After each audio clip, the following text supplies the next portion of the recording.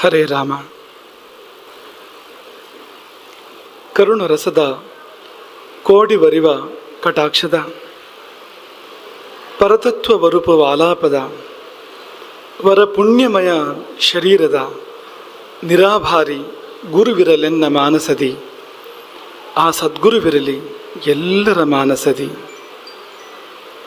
ಆಪದಾಮಪಹರ್ತಾರಂ ದಾತಾರಂ ಸರ್ವಸಂಪದಾಂ ಲೋಕಾಭಿರಾಮಂ ಶ್ರೀರಾಮಂ ಭೂಯೋ ಭೂಯೋ ನಮಾಮ್ಯಹಂ.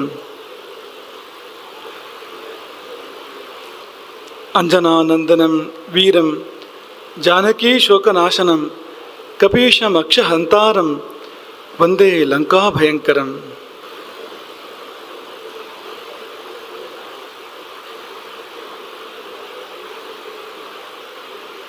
ಮೊತ್ತ ಮೊದಲು ನಮ್ಮೆಲ್ಲರಿಗೆ ಬದುಕನ್ನಿತ್ತ, ಬದುಕಲು ಸಮೃದ್ಧವಾದ ಪ್ರಕೃತಿಯನ್ನಿತ್ತ ಪರಮಾತ್ಮನನ್ನು ನೆನೆಸೋಣ.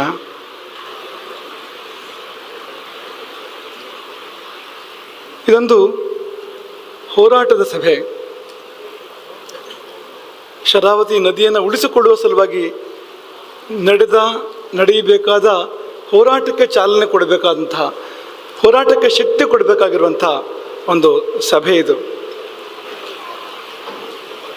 ನಮಗೆ ಬಳುವಳಿಯಾಗಿ ಬಂದ ಎರಡು ಸಂಗತಿಗಳನ್ನು, ಹಿಂದಿನಿಂದ ಬಂದ ಎರಡು ಸಂಗತಿಗಳನ್ನು ಉಳಿಸ್ಕೊಳ್ಬೇಕು ನಾವು. ಒಂದು ದೇವರು ನಮಗೆ ಕೊಟ್ಟ ಪ್ರಕೃತಿ, ಇನ್ನೊಂದು ಪೂರ್ವಿಕರು ನಮಗೆ ಕೊಟ್ಟ ಸಂಸ್ಕೃತಿ. ಈ ಪ್ರಕೃತಿ ಮತ್ತು ಸಂಸ್ಕೃತಿ ಇದೆರಡೂ ನಾವು ಸೃಷ್ಟಿ ಮಾಡಿದ್ದಲ್ಲ. ಈ ಭೂಮಿ, ಈ ನೀರು, ಈ ಪರ್ವತಮಾಲೆ, ನಕ್ಷತ್ರಗಳು, ಗ್ರಹಗಳು ನಾವು ಸೃಷ್ಟಿ ಮಾಡಿದ್ದಲ್ಲ. ನಾವು ಹುಟ್ಟುವಾಗಲೇ ನಮಗೆ ಬಳುವಳಿಯಾಗಿ ದೇವರು ಕೊಟ್ಟಿರುವಂಥದ್ದು, ಇಟ್ಟುಕೊಂಡು ಹೋಗುವುದು ನಮ್ಮ ಕೆಲಸ. ಹಾಗೆ ಸಂಸ್ಕೃತಿ ಎಂಥ ಅದ್ಭುತವಾಗಿರುವಂಥ ಸಂಸ್ಕೃತಿ ಇದು.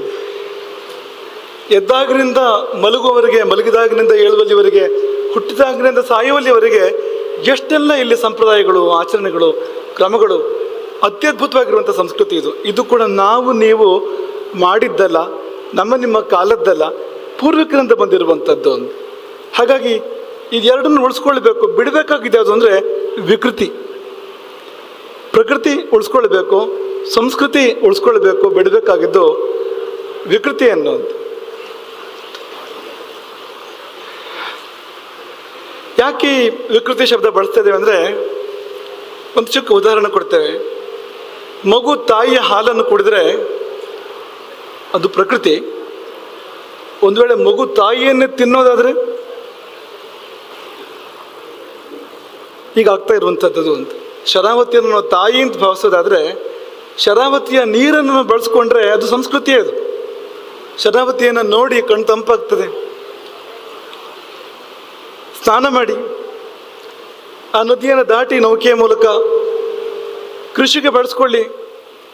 ಇಂಥ ಹಲವಾರು ರೀತಿಯಲ್ಲಿ ನಾವು ಇದನ್ನು ಬಳಸ್ಕೊಳ್ಳೋಕೆ ಸಾಧ್ಯ ಇದೆ. ಬಳಸ್ಕೊಂಡ್ರೆ ಮಗು ತಾಯಿ ಹಾಲು ಕುಡಿದಂತೆ ಅದು ಅಂತ. ಆದರೆ ಆ ನದಿಯನ್ನೇ ಶೋಷಿಸೋದಾದರೆ, ಆ ನದಿಯ ಅಸ್ತಿತ್ವಕ್ಕೆ ಸವಾಲಾಗುವಂಥ ಹೆಜ್ಜೆಯನ್ನು ನೋಡೋದಾದರೆ, ಅದು ಅದೇ ತಾಯಿಯ ರಕ್ತ ಕುಡಿದಂತೆ, ಅದೇ ತಾಯಿಯನ್ನು ಕಿತ್ತು ತಿಂದಂತೆ. ಅಂಥ ಹೆಜ್ಜೆಯನ್ನು ಯಾವ ಮಕ್ಕಳು ಕೂಡ ತಗೊಳ್ಬಾರ್ದು, ಯಾರು ಕೂಡ ಮಾಡಬಾರ್ದು ಅಂತ ಹೆಜ್ಜೆಯನ್ನು ಎಂಬುದಾಗಿ ನಾವು ಭಾವಿಸ್ತೇವೆ. ನದಿಯ ಬಗ್ಗೆ ಹೇಳುವಾಗ, ನದಿಗೆ ಜೀವ ಯಾವುದು? ಈಗ ಹಕ್ಕಿಗೆ ರೆಕ್ಕೆಯೇ ಜೀವ, ಒಬ್ಬ ಹಾಡುಗಾರನಿಗೆ ಅವನ ಹಾಡೇ ಜೀವ.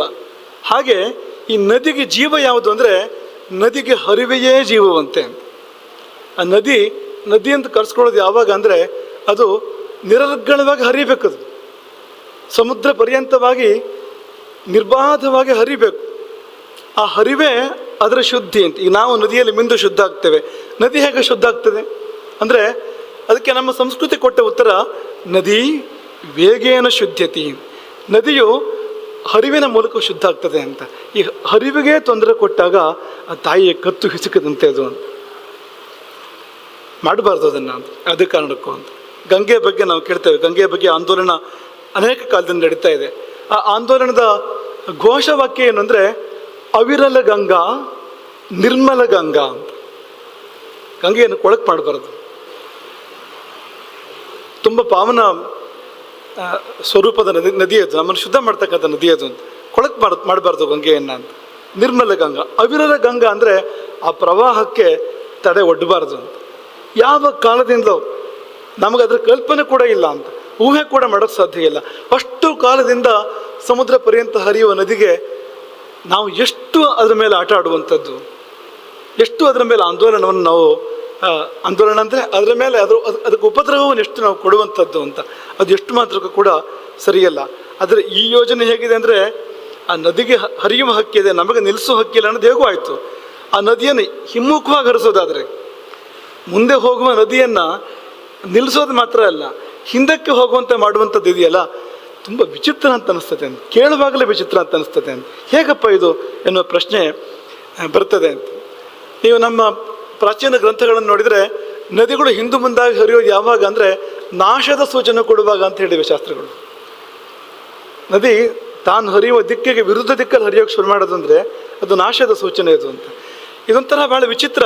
ಯಾಕೆಂದರೆ ಹಿಂದಕ್ಕೆ ನೀರು ಹೋಗುವಂಥದ್ದು, ಮುಂದೆ ಹೋಗುವ ನೀರು ಹಿಂದಕ್ಕೆ ಹೋಗುವಂಥದ್ದು, ಮೇಲಕ್ಕೆ ಹೋಗುವಂಥದ್ದು ಅನ್ನುವಂಥದ್ದು ಇದೆಯಲ್ಲ, ಕೇಳುವಾಗಲೇ ತುಂಬ ವಿಚಿತ್ರ ಅಂತ ನಮಗೆ ಅದು ಅನಿಸುವಂಥದ್ದು ಅಂತ.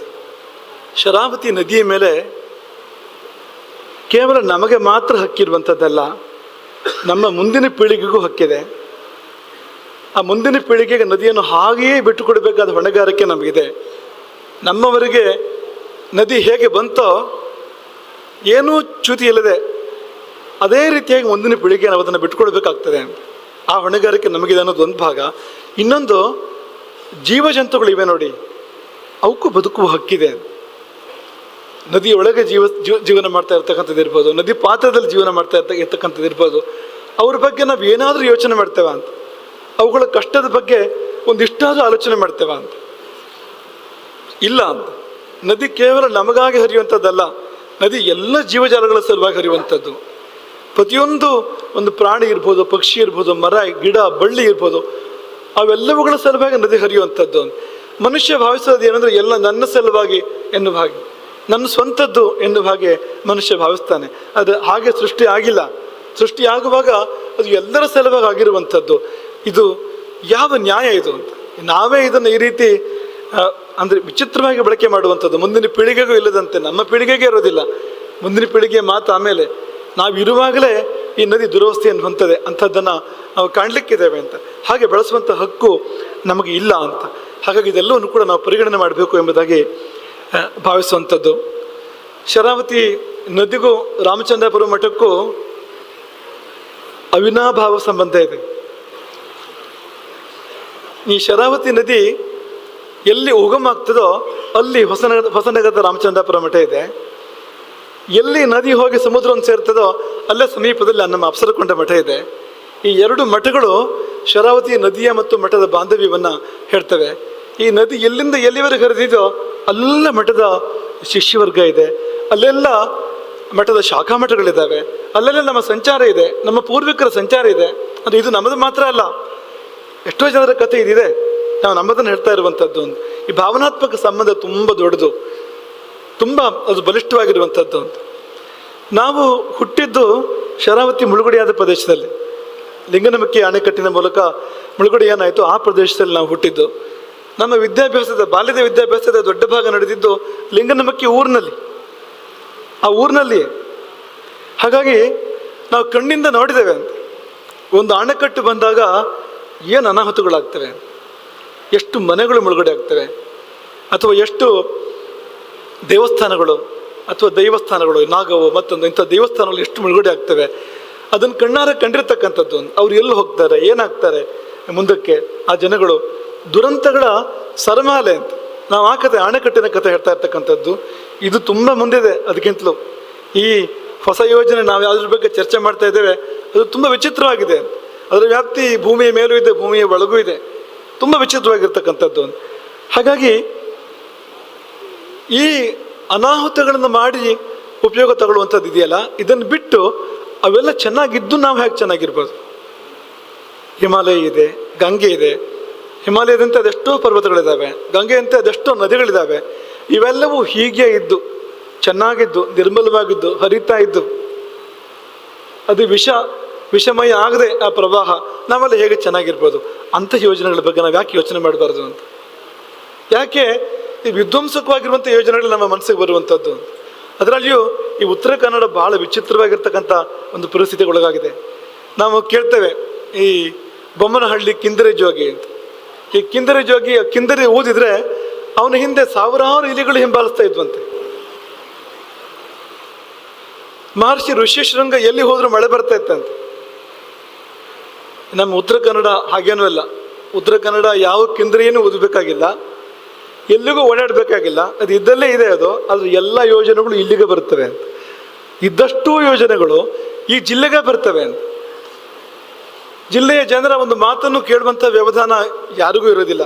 ನಿಮ್ದೇನು ಅಭಿಪ್ರಾಯ, ನಿಮಗೇನು ಅನಿಸ್ತಿದೆ ಕೇಳುವಂಥ ವ್ಯವಧಾನ ಯಾರಿಗೂ ಇರೋದಿಲ್ಲ. ಅಥವಾ ಪರಿಸರ ತಜ್ಞರು ಏನು ಹೇಳ್ತಾರೆ, ಆ ಯೋಜನೆ ಎಷ್ಟರ ಮಟ್ಟಿಗೆ ಅದು ಫಲಕಾರಿ, ಅದು ಈ ಭೂಮಿಯ ಧಾರಣಾ ಶಕ್ತಿ ಎಷ್ಟು ಯೋಜನೆಗಳನ್ನು ಈ ಜಿಲ್ಲೆ ಅಥವಾ ಈ ಪ್ರದೇಶ ತಡ್ಕೊಳ್ಬಲ್ಲದು. ಯಾವುದೂ ಇಲ್ಲದೆ ಒಂದರ ಹಿಂದೆ ಒಂದು, ಅದರ ಹಿಂದೆ ಮತ್ತೊಂದು, ಅದರ ಹಿಂದೆ ಇನ್ನೊಂದು ಎನ್ನುವಂತೆ ಯೋಜನೆಗಳು ಬರ್ತಾ ಇರುವಂಥದ್ದು ದೊಡ್ಡ ಒಂದು ದುರಂತ, ಈ ಜಿಲ್ಲೆಯ ಒಂದು ದುರವಸ್ಥೆ ಎಂಬುದಾಗಿ ನಾವು ಭಾವಿಸುವಂಥದ್ದು. ಮುಖ್ಯ ಕಾರಣ ಏನಂದರೆ ನಾವು ಸಂಘಟನೆ ಆಗದೇ ಇರುವಂಥದ್ದು. ಈ ವೇದಿಕೆಯಿಂದ ಮಾತು ಬಂತು ಅಂತ. ಈಗ ಬೇರೆ ಜಿಲ್ಲೆಗಳಲ್ಲಿ ಇಂಥದ್ದೆಲ್ಲ ಬಂದರೆ ಅತ್ಯುಗ್ರವಾದ ಪ್ರತಿಭಟನೆಗಳು ನಡೀತವೆ, ಬಹಳ ಪ್ರಬಲವಾದ ಹೋರಾಟಗಳು ನಡೀತವೆ. ಅದು ನಮ್ಮಲ್ಲಿ ಆ ಪ್ರಮಾಣದಲ್ಲಿ ನಡೆಯೋದಿಲ್ಲ ಅಂತ, ಆ ಮಟ್ಟದಲ್ಲಿ ನಡೆಯೋದಿಲ್ಲ ಅಂತ. ಸಂಘಟನೆ ತುಂಬ ಭದ್ರವಾಗಿ ಬೇಕಾಗ್ತದೆ ಅಂತ. ಈ ಜನ ಯಾವ ಮಟ್ಟಕ್ಕೂ ಹೋಗ್ತಾರೆ ಅಂತ ಯಾವಾಗ ಸಂಬಂಧಪಟ್ಟವ್ರಿಗೆ ಅನಿಸ್ತದೆಯೋ ಅವರು ನಮ್ಮ ಪರವಾಗಿ ನಿರ್ಣಯಗಳನ್ನು ತಗೊಳ್ತಾರೆ. ನಡೀತದೆ ಅಂತ ಅನಿಸಿದರೆ ಬೇರೆ ಥರ ನಿರ್ಣಯಗಳನ್ನು ತಗೊಳ್ತಾರೆ. ಈ ಜಿಲ್ಲೆ ಸ್ಥಿತಿ ಹೇಗಿದೆ ಅಂದರೆ ನಡೀತದೆ ಎನ್ನುವಂಥ ಇದೆ ಅಂತ, ನಾವು ಹಾಗಿದ್ದೇವೆ ಅಂತ, ನಮ್ಮ ನಡವಳಿಕೆ ಆಗಿದೆ ಅಂತ, ಅದು ಕಾರಣ ಅದಕ್ಕೆ. ಹಾಗಾಗಿ ಉತ್ತರ ಕನ್ನಡಕ್ಕೆ ಖಂಡಿತವಾಗಿಯೂ ಇನ್ನು ಯೋಜನೆಗಳು ಬೇಡ. ಉತ್ತರ ಕನ್ನಡಕ್ಕೆ ಜನರ ಜೀವಿಕೆ ಏನು ಬೇಕು ಅಂಥ ಯೋಜನೆಗಳನ್ನು ಯೋಚನೆ ಮಾಡಿ. ಈಗಾಗಲೇ ಮಾತುಗಳು ಬಂತು, ಈ ಜಿಲ್ಲೆಯಲ್ಲಿ ಒಂದು ವಿಶ್ವವಿದ್ಯಾಲಯ ಇಲ್ಲ, ಈ ಜಿಲ್ಲೆಯಲ್ಲಿ ಒಂದು ಒಳ್ಳೆಯ ವೈದ್ಯಕೀಯ ಸೌಲಭ್ಯ ಇಲ್ಲ, ಇಂಥ ಅನೇಕ ಸಂಗತಿಗಳಿದ್ದಾವೆ ಅಂತ. ಈ ಯೋಜನೆಗಳು ಬೇಕು ನಮಗೆ ಅಂತ, ಇಂಥದ್ದು ಬೇಕು ಅಂತ. ಪ್ರವಾಸೋದ್ಯಮದ ಯೋಜನೆಗಳು ಬರಲಿ, ಅದು ಬೇಕು ಅಂತ. ತುಂಬ ಅವಕಾಶಗಳಿದೆ ಪ್ರವಾಸೋದ್ಯಮಕ್ಕೆ ಇಲ್ಲಿ, ಆದರೆ ಅಂಥದ್ದು ಯಾವುದೂ ಕೂಡ ಆಗೋದಿಲ್ಲ ಅಂತ. ಅದರ ಬದಲು ಈ ಜಿಲ್ಲೆಯನ್ನು ಹಿಂಡಿ, ಈ ಘಟ್ಟದ ಮೇಲೆ ಕೆಳಗೆ ಈ ಜಿಲ್ಲೆ ಏನು ಹರಡಿದೆ ಇದನ್ನು ಹಿಂಡಿ ಬರುವ ರಸವನ್ನು ಇನ್ನೆಲ್ಲಿಗೋ ಕೊಡ್ತಕ್ಕಂಥ ವ್ಯವಸ್ಥೆಗಳಾಗ್ತಾ ಇರುವಂಥದ್ದು. ಉದ್ದಕ್ಕೂ ಇಂಥದ್ದೇ ಬರ್ತಾ ಇರುವಂಥದ್ದು. ಎಲ್ಲಿಗೋ ಪ್ರಯೋಜನ ಆಗಬೇಕು, ಆದರೆ ಈ ಜಿಲ್ಲೆ ತಲೆ ಕೊಡಬೇಕು ಎನ್ನುವಂತೆ ಆಗ್ತಾ ಬರ್ತಾ ಇರುವಂಥದ್ದು. ಹಾಗಾಗಿ ಎಲ್ಲಿವರೆಗೆ ಈ ಜಿಲ್ಲೆಯ ಜನತೆಗೆ ಧ್ವನಿ ಎತ್ತುವ ಶಕ್ತಿ ಇರೋದಿಲ್ವಾ, ಅಂತ ಇಚ್ಛಾಶಕ್ತಿ ಇರೋದಿಲ್ವೋ ಅಲ್ಲಿವರೆಗೆ ಈ ದುರವಸ್ಥೆ ಮುಂದುವರಿತಕ್ಕಂಥದ್ದು. ಹಾಗಾಗಿ ನಾವು ಎಚ್ಚೆತ್ತುಕೊಳ್ಬೇಕು. ನೋಡಿ, ಇವತ್ತೇ ಸಂಖ್ಯೆ ಸ್ವಲ್ಪ ಕಡಿಮೆ ಇದೆ. ಈ ಸಂಖ್ಯೆ ತುಂಬ ಪರಿಣಾಮ ಬೀರ್ತದೆ. ಈಗ ನಮ್ಮಂಥವರಿಗೆ ಸಂಖ್ಯೆ ವಿಷಯವೇ ಇಲ್ಲ. ಯಾವ ಉದ್ದೇಶಕ್ಕೆ ಸಭೆ ಅನ್ನೋದು ಮಾತ್ರ ವಿಷಯ, ಎಷ್ಟು ಜನ ಬಂದಿದ್ದಾರೆ ಅನ್ನೋದು ವಿಷಯವೇ ಇಲ್ಲ. ಆದರೆ ನಿರ್ಣಯ ತಗೊಳ್ಳೋರ ಸಂಖ್ಯೆ ನೋಡ್ತಾರೆ ಯಾವಾಗಲೂ. ಅವ್ರ ಮೇಲೆ ಸಂಖ್ಯೆ ತುಂಬ ದೊಡ್ಡ ಪರಿಣಾಮವನ್ನು ಮಾಡ್ತದೆ. ಯಾಕೆಂದರೆ ಒಂದು ಸುದ್ದಿ ಈಗ 4-3 ದಿವಸದ ಹಿಂದೆ ಇಲ್ಲ ಯೋಜನೆ ನಿಲ್ತಾ ಇದೆ ಇದು ಅಂತ, ನಮಗೂ ಅಂಥ ಚಿತ್ರಣ ಬಂತು ಅಂತ. ನಾವು ಕೇಳಿದೆವು ಸಮಿತಿಯವ್ರನ್ನ, ಹೌದಾ ಇದು ನಾಡಿದ್ದು ನೀವು ಸಭೆ ಮಾಡ್ತೀರಾ, ನೀವು ಸಭೆ ಇದೆಯಾ, ಯಾಕೆಂದರೆ ಯೋಜನೆ ನಿಂತೋಗ್ತಾ ಇದೆಯಂತಲ್ಲ ಅಂತ. ಒಂದು ಸುದ್ದಿ ಸಾಕಾಗ್ತದೆ ಅಂತ, ನಾವು ತಣ್ಣಗಾಗಲಿಕ್ಕೆ, ನಾವು ಮಲ್ಕೊಳ್ಳಿಕ್ಕೆ ಒಂದು ಸಣ್ಣ ಸುದ್ದಿ ಸಾಕಾಗ್ತದೆ ಅಂತ, ಅಷ್ಟು ಸುಲಭ ಇದೆ ಅಂತ. ಆಂದೋಲನಗಳನ್ನು ತಣ್ಣಗೆ ಮಾಡಲಿಕ್ಕೆ ಅಂಥ ದಾರಗಳಿದ್ದಾವೆ ಅಂತ. ಹಾಗಾಗಿ ಜಿಲ್ಲೆಯ ಜನತೆ ನಾವುಗಳು ತುಂಬ ದೊಡ್ಡ ರೀತಿಯಲ್ಲಿ ಧ್ವನಿ ಎತ್ತಬೇಕಾಗಿರ್ತಕ್ಕಂಥ, ಸಂಘಟನೆ ಮಾಡಬೇಕಾಗಂಥ ಅಗತ್ಯ ಇದೆ ಎಂಬುದಾಗಿ ನಾವು ಭಾವಿಸುವಂಥದ್ದು ಅಂತ. ಮತ್ತು ನಮ್ಮೊಳಗೆ ಒಡಕು ಬರಬಾರ್ದು. ಇಲ್ಲಿ ಅನೇಕ ಬಾರಿ ಮಾತುಗಳು ಬಂತು ಈ ವೇದಿಕೆಯಲ್ಲಿ, ರಾಜಕಾರಣ ಬೇಡ ಅಂತ. ಈ ಆಂದೋಲನದ ವಿಷಯದಲ್ಲಿ ರಾಜಕಾರಣ ಬೇಡ ಅಂತ. ಹೌದು, ನಾವು ಬೇರೆ ಬೇರೆ ವೇದಿಕೆಯಲ್ಲಿ ಹೊಡೆದಾಡ್ತಾನೆ ಇರ್ತೇವೆ, ಅದು ನಡೀತಾ ಇರಲಿ ಅದು. ಆದರೆ ಇಲ್ಲಿ ಈ ವೇದಿಕೆ ಹೇಗೆ ಉಪಯೋಗ ಆಗಬೇಕು ಅಂದರೆ ಒಂದಾಗಲಿಕ್ಕೆ ಉಪಯೋಗ ಆಗಬೇಕಿದು ಅಂತ. ಇಂಥ ಸಂದರ್ಭ ಬಂದಾಗ ಎಲ್ಲರೂ ಕೂಡ ಒಂದಾಗಬೇಕು ಅಂತ, ಅದು ಚೆಂದ ಅಂತ. ಒಂದಾಗೋ ಜಾಗ ಯಾವುದು? ಸಾರ್ವಜನಿಕ ವೇದಿಕೆಗಳಲ್ಲಿ ಹೆಚ್ಚಿನದು ಕೂಡ ನಾವು ಯುಗಟೆ ಆಗಲಿಕ್ಕೆ ಕಾರಣ ಆಗ್ತಾ ಇದೆಯಲ್ಲ. ಒಂದಾಗುವ ವೇದಿಕೆಗಳು ಯಾವುದನ್ನು, ಇಂಥ ವೇದಿಕೆಗಳು, ಒಂದಾಗುವಂಥ ವೇದಿಕೆಗಳು. ಈ ವೇದಿಕೆ ಆದರೂ ಕೂಡ ತುಂಬ ಹೆಮ್ಮೆ ತರ್ತಾ ಇರುವಂಥ ವೇದಿಕೆನೇ ಇದು. ಬೇರೆ ಬೇರೆ ರಾಜಕೀಯ ಪಕ್ಷಗಳಿಗೆ ಸೇರಿರ್ತಕ್ಕಂಥ ಪ್ರಮುಖರು ಈ ವೇದಿಕೆಯಲ್ಲಿ ಇದ್ದಾರೆ. ಇವತ್ತು ಒಂದೇ ಸ್ವರದಲ್ಲಿ ಮಾತಾಡ್ತಾ ಇದ್ದಾರೆ. ಬೇರೆ ವಿಷಯಕ್ಕೆ ಬೇರೆ ಮಾತು ಇರ್ಬೋದು, ಆದರೆ ಯೋಜನೆ ನಿಲ್ಲಬೇಕು ಅನ್ನೋ ವಿಷಯಕ್ಕೆ ಎರಡು ಮಾತಿಲ್ಲ. ಎಲ್ಲರೂ ಒಂದೇ ಧ್ವನಿಯಲ್ಲಿ ಮಾತಾಡ್ತಾ ಇದ್ದಾರೆ. ತುಂಬ ಈ ಜಿಲ್ಲೆಗೆ ಒಂದು ಆರೋಗ್ಯಕರ ಬೆಳವಣಿಗೆ ಇದು ಎಂಬುದಾಗಿ ನಾವು ಭಾವಿಸ್ತೇವೆ. ತುಂಬ ಒಳ್ಳೆ ಲಕ್ಷಣ ಎಂಬುದಾಗಿ ನಾವು ಭಾವಿಸ್ತೇವೆ. ಇದು ಬೇಕು ಅಂತ. ಯಾವಾಗ ರಾಜಕಾರಣದ ಮುಖ್ಯವಾಹಿನಿಗಳು ಇಂಥ ಜನರ ಜೀವನವನ್ನು ಕಿತ್ತು ತಿನ್ನುವಂಥ ವಿಷಯಗಳಿಗೆ ಒಂದಾಗ್ತವೆ, ಸಮಾಜ ಉದ್ಧಾರ ಆಗ್ತದೆ ಅಂತ. ಆಗ ತುಂಬ ಸಂತೋಷ ನಮಗೆ. ನೀವು ಮಠಾಧೀಶರನ್ನು ಮುಂದಿಟ್ಟಿದ್ದೀರಿ, ಎಲ್ಲ ರಾಜಕೀಯದ ವಾಹಿನಿಗಳನ್ನು ಒಳಗೊಳಿಸಿದ್ದೀರಿ, ಒಂದು ಸಭೆ ಮಾಡಿದ್ದೀರಿ. ಇಂಥ ಸಭೆಗಳು ನಡೆದರೆ ಎಂಥ ಯೋಜನೆಯನ್ನು ಕೂಡ ನಿಲ್ಲಿಸ್ಬೋದು ಅಂತ. ಆ ನಿಲ್ಲಿಸೋ ಶಕ್ತಿ ಕೆಳಗಡೆ ಜನ ಎಷ್ಟೇ ಇದ್ರೂ ವೇದಿಕೆಗೆ ಆ ಶಕ್ತಿ ಇರ್ತದೆ ಅಂತ. ವೇದಿಕೆ ಮೇಲೆ ಯಾರು ಇರ್ತಾರೆ ಅದೇ ಅಂಥ ಶಕ್ತಿಯನ್ನು ಕೊಡುವಂತೆ ಮಾಡ್ತಾರೆ ಅವರು ಅಂತ. ಹಾಗಾಗಿ ಅದು ತುಂಬ ಒಳ್ಳೆಯ ಲಕ್ಷಣ ಎಂಬುದಾಗಿ ನಾವು ಈ ಸಮಯದಲ್ಲಿ ಭಾವಿಸ್ತೇವೆ. ಇನ್ನು ನಾವು ಯೋಚನೆ ಮಾಡುವಂಥದ್ದು ತುಂಬ ಇದೆ ಅಂತ. ನಾವು ಇಂಥ ಸಭೆಗಳಲ್ಲಿ ಪರಿಸರದ ಬಗ್ಗೆ ತುಂಬ ಮಾತಾಡ್ತೇವೆ, ಆದರೆ ನಮ್ಮದೇ ವೈಯಕ್ತಿಕ ಜೀವನದ ವಿಷಯ ಬಂದಾಗ ನಾವು ಪರಿಸರಕ್ಕೆ ಬೇಕಾದಷ್ಟು ಹಾನಿಗಳನ್ನು ಮಾಡ್ತೇವೆ. ಮಾಡೋದಿಲ್ವೋ ಆಲೋಚನೆ ಮಾಡಿ ನೀವು. ಈ ನಮಗೆ ರಸ್ತೆಯಲ್ಲಿ ಪ್ರಯಾಣ ಮಾಡೋ ಹೊತ್ತಿಗೆ ರಸ್ತೆ ಚೆನ್ನಾಗಿರ್ಬೇಕು ಅಂತ ಅನಿಸ್ತದೆ, 4 ಇರಲಿ 6 ಇರಲಿ ರಸ್ತೆ ಅಂತ ಅನಿಸ್ತದೆ ನಮಗೆ.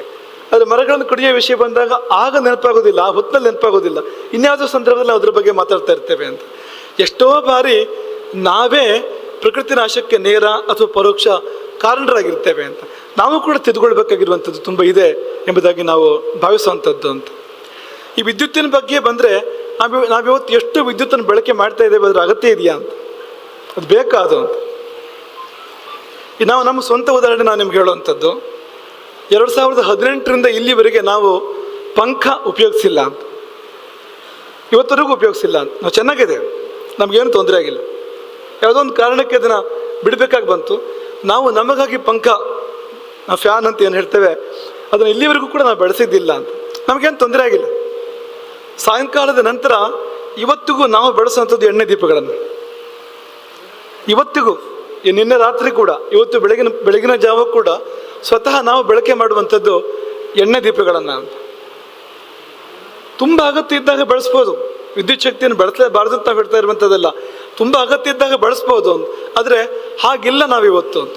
ಇತ್ತೀಚೆಗೆ ಒಬ್ಬರು ವಿಖ್ಯಾತ ನೇತ್ರ ವೈದ್ಯರು ನಮ್ಮನ್ನು ಭೇಟಿಯಾದರು. ಅವ್ರ ಜೊತೆಯಲ್ಲಿ ಕಣ್ಣಿನ ಬಗ್ಗೆ ನಾವು ಮಾತಾಡ್ತಾ ಇದ್ವು. ಕಣ್ಣಿಗೆ ಯಾವುದು ಒಳ್ಳೆಯದು ಎನ್ನುವಾಗ ಅವ್ರು ಹೇಳಿದ್ದು, ಹಳದಿ ಬೆಳಕು ಕಣ್ಣಿಗೆ ತುಂಬ ಒಳ್ಳೆಯದು ಅಂತ. ಹಾಗಂದ್ರೆ ಅಂತ ಕೇಳಿದ್ವು. ಅವ್ರು ಹೇಳಿದ್ದು, ಎಣ್ಣೆ ದೀಪ ಅಥವಾ ತುಪ್ಪದ ದೀಪ ಅಂತ ಏನು ಬೆಳೆಸ್ತೇವೆ, ಕಣ್ಣಿಗೆ ತುಂಬ ಒಳ್ಳೆಯದು ಅದು ಅಂತ. ಮತ್ತು ಹಾನಿ ಯಾವುದು ಅಂದರೆ ಇದು ಅಂತ. ಕಣ್ಣಿಗೆ ತೊಂದರೆ ಮಾಡುವಂಥದ್ದು ಯಾವುದು ಅಂದರೆ ಈ ವಿದ್ಯುತ್ ದೀಪಗಳಿದೆಯಲ್ಲ, ಇದು ನಮ್ಮ ಕಣ್ಣಿನ ಬೆಳಕನ್ನು ಕಡಿಮೆ ಮಾಡ್ತಾ ಇದ್ದಾವೆ ಅಂತ, ಕಣ್ಣಿನ ಶಕ್ತಿಯನ್ನು ಕಡಿಮೆ ಮಾಡ್ತಾ ಇದ್ದಾವೆ ಅಂತ. ನಾವು ಇದನ್ನು ಯಾಕೆ ಹೇಳ್ತೇವೆ ಅಂದರೆ, ಇವತ್ತು ನೀವು ನಗಬಹುದು, ತಮಾಷೆ ಮಾಡ್ಬೋದು, ನಾವೆಲ್ಲರೂ ಎಣ್ಣೆ ದೀಪದಲ್ಲಿ ಇರೋಕ್ಕೆ ಸಾಧ್ಯ ಅಂತ ಕೇಳಬಹುದು. ಆದರೆ ನೀವು ವಿವೇಚನೆ ಮಾಡಿ ಅಂತ, ಎಲ್ಲಿ ಬೇಕು ಅನ್ನೋದನ್ನು ಆಲೋಚನೆ ಮಾಡಿ ಅಂತ, ಎಲ್ಲಿ ಅಗತ್ಯ ಅನ್ನೋದನ್ನು ಆಲೋಚನೆ ಮಾಡಿ ಅಂತ. ಈಗ ನಾವು ದುಂದುವೆಚ್ಚ ದುರ್ಬಳಕೆ ಮಾಡ್ತಾ ಹೋಗುವಂಥದ್ದು, ಹೊಸ ಹೊಸ ಯೋಜನೆಗಳು ಬರ್ತಾ ಹೋಗುವಂಥದ್ದು. ನಮ್ಮ ಅಗತ್ಯವನ್ನು ಸರ್ಕಾರಗಳು ಪೂರೈಸ್ಬೋದು, ಆದರೆ ನಮ್ಮ ದುರಾಸೆಯನ್ನು ಯಾವ ಸರ್ಕಾರವೂ ಕೂಡ ಪೂರೈಸೋಕ್ಕೆ ಸಾಧ್ಯ ಇಲ್ಲ. ಇಂಥ 100 ಯೋಜನೆಗಳು ಬರ್ತವೆ ಅಂತ, ಹೆಚ್ಚಾಗಿ ಬರ್ತಾ ಹೋಗ್ತವೆ ಅಂತ. ಹಾಗಾಗಿ ನಾವು ನಮಗೊಂದು ಮಿತಿಯನ್ನು ಹಾಕ್ಕೊಳ್ಳೋಕೆ ಸಾಧ್ಯ ಇದೆಯಾ? ನಾವು ಯೋಚನೆ ಮಾಡ್ಬೋದು. ಆ ದಿಕ್ಕಲ್ಲಿ ನಿತ್ಯ ನಾವು ಬಳಕೆ ಮಾಡುವಾಗ ಎಷ್ಟು ಬೇಕು, ಯಾವಾಗ ಬೇಕು ಅಂತ ಯೋಚನೆ ಮಾಡೋಕ್ಕೆ ಸಾಧ್ಯವಾ? ಮಾಡ್ತೇವ ನಾವು ಆ ರೀತಿಯಲ್ಲಿ? ಸ್ವಂತ ಜೀವನದಲ್ಲಿ ಮಾಡ್ತೇವ ಅಂತ? ನೀವು ಇದನ್ನು ಮಾಡಿ ನೋಡಿ, ಸ್ವತಃ ಜೀವನದಲ್ಲಿ ಮಾಡಿ ನೋಡಿ. ಎಲ್ಲೆಲ್ಲಿ ಸಾಧ್ಯವೋ ಅಲ್ಲೆಲ್ಲ ಬಳಸುವಂಥದ್ದು. ನೀವು ಚೆನ್ನಾಗಿರ್ತೀರಿ, ನಿಮ್ಮ ಆರೋಗ್ಯವೂ ಕೂಡ ಚೆನ್ನಾಗಿರ್ತದೆ. ಈಗ ಮಿಕ್ಸರ್ ಮೂಲಕ ಅಡುಗೆ ಮಾಡ್ಬೋದು, ಒರಳಿನ ಮೂಲಕವೂ ಮಾಡ್ಬೋದು. ಒಳ್ಳೇದು ಯಾವುದು? ಆರೋಗ್ಯಕ್ಕೆ ಒಳ್ಳೇದು ಯಾವುದು? ಒರಳಲ್ಲಿ ಮಾಡಿದ್ದು. ರುಚಿ ಯಾವುದು ಜಾಸ್ತಿ? ಒರಳಲ್ಲಿ ಮಾಡಿದ್ದು. ನಮಗೆ ಶ್ರಮ ಬೇಡ, ನಮಗೆಲ್ಲ ಸುಲಭ ಆಗಬೇಕು. ನಾವು ಶ್ರಮವನ್ನು ಹೇಗೆ ಮಾಡ್ತೇವೆ ಅಂದರೆ, ಕೊನೆಗೆ ಬೆಳಗ್ಗೆ ನಮಗೆ ತಿರುಗಾಟ ಓಡಾಟ, ಬೆಳಗ್ಗೆ ವೈದ್ಯರ ಸಲಹೆ ಕೊಟ್ಕೊಂಡು ಶುರು ಮಾಡ್ತೇವೆ, ವ್ಯಾಯಾಮ ಮಾಡೋಕ್ಕೆ ಶುರು ಮಾಡ್ತೇವೆ, ಕಾಯಿಲೆಗಳು ಬರ್ತವೆ. ಹೇಗೆ ಬರ್ತವೆ ಅಂದರೆ, ನಿತ್ಯ ನಮ್ಮ ದೇಹಧಾರಣೆ ಮಾಡಬೇಕಾದ ಯಾವ ಕೆಲಸಗಳನ್ನು ಮಾಡದೆ, ಎಲ್ಲಕ್ಕೂ ಯಂತ್ರಗಳು, ಎಲ್ಲಕ್ಕೂ ಆಧುನಿಕ ವಿಜ್ಞಾನ, ಹೀಗೆ ಹೋಗ್ತಾ ಕೊನೆಗೆ ರೋಗಗಳ ಗೂಡು ನಾವು ಆಗ್ತಾ ಇದ್ದೇವೆ. ಹಾಗಾಗಿ ಗಂಭೀರವಾಗಿ ಸಮಾಜ ಕೂಡ ಆಲೋಚನೆ ಮಾಡುವಂಥದ್ದಿದೆ. ನಾವು ಯಾವುದನ್ನು ಎಷ್ಟು ಬಳಸಬೇಕು, ನಮಗೆ ಬೇಕಾ, ಇಷ್ಟೆಲ್ಲ ಬೇಕಾ ನಮಗೆ ಎನ್ನುವಂಥದ್ದನ್ನು ಸಮಾಜ ಕೂಡ ಆಲೋಚನೆ ಮಾಡುವಂಥದ್ದಿದೆ ಎಂಬುದಾಗಿ ನಾವು ಭಾವಿಸ್ತೇವೆ. ಹಾಗಾಗಿ ಸಮಾಜ ತಾನು ಎಚ್ಚರಗೊಳ್ಳಲಿ, ಸರ್ಕಾರಗಳನ್ನು ಕೂಡ ಎಚ್ಚರಗೊಳಿಸಲಿ. ಇಂಥ ಯೋಜನೆಗಳು ಬಂದಾಗ ಒಕ್ಕೊರಳಲ್ಲಿ ಧ್ವನಿ ಎತ್ತಲಿ, ಎಲ್ಲ ಮಠಾಧೀಶರು ಒಂದಾಗಲಿ ಆ ಸಮಯದಲ್ಲಿ.